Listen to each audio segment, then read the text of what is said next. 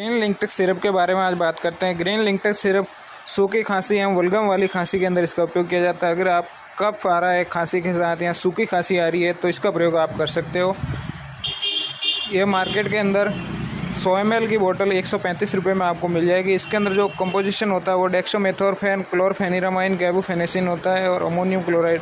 ये दोनों इस सूखी और गीली खांसी के अंदर काम आती है। इसकी जो डोज रहती है एडल्ट के अंदर जो 12 साल के ऊपर है उनकी एक समय में 5-5 ml आप दिन में 3 बार ले सकते हो, सुबह शाम और दोपहर खाना खाने के बाद। बच्चों के अंदर इसका उपयोग डॉक्टर की सलाह के अनुसार कर सकते हो। ये थी ग्रीन लिंकटेक के बारे में जानकारी। अधिक जानकारी के लिए हमारा चैनल सब्सक्राइब करें। Thank you for watching.